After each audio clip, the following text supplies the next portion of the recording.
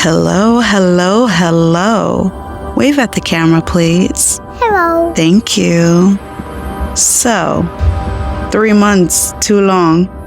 I know. But I'm here, and things are gonna change a little bit, but for the best. Yes, it is. I'm excited for this new journey that I've been talking about for like ever. Are you excited? Well, let's begin.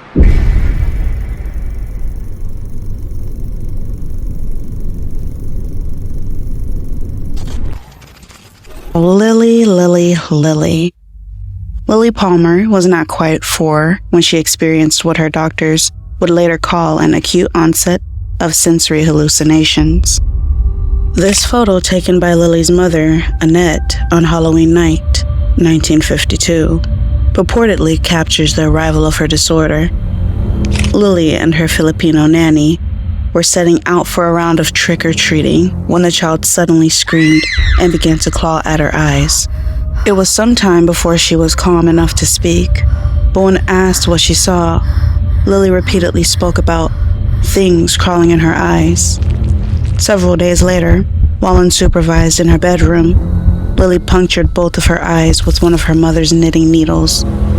After receiving medical treatment, she was evaluated and committed and remained institutionalized for the rest of her life. First at Bellevue on the east side of Manhattan, and later at the Rockland Psychiatric Center in Orangeburg, where she remained until she died of a heart attack in March of 2001. A call to one of her former caregivers at Rockland confirmed that Lily's episodes were most traumatic on and around Halloween night, but for the majority of her life, she could be heard begging and pleading with the staff to help her, and I quote, "get these things out of her eyes," end quote. Poor Lily. She was so young, but went through so much, and only to get discarded as she got older into a institution. Unfortunate.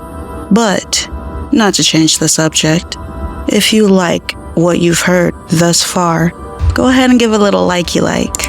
And these stories are supposedly true. But hey, don't shoot the messenger. Now, where were we? Oh, on to the next. I was camping with my husband and his family at a small remote lake in New Mexico. There were about 10 people in our group, and another group of 6 people in the next campsite. It was nighttime, and both groups were doing typical activities, making s'mores and telling stories, when we all heard what sounded like a little girl yelling out for help. Neither group had children with them, but we were all positive we were hearing a little girl and decided to search the area. There was a field behind our campsites, and we all saw a very tall, pure white figure standing maybe 100 feet away from us in the field, making the noises. We all agreed this thing looked maybe about 6 feet tall, skinny, and white as can be. We made our way closer to investigate, but whatever it was disappeared into the trees. All night we continued to hear a little girl calling for help as we tried to sleep. I know you've heard that saying, "Hell hath no fury like a woman scorned."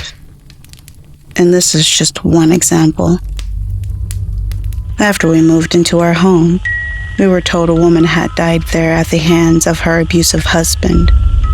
She hated men.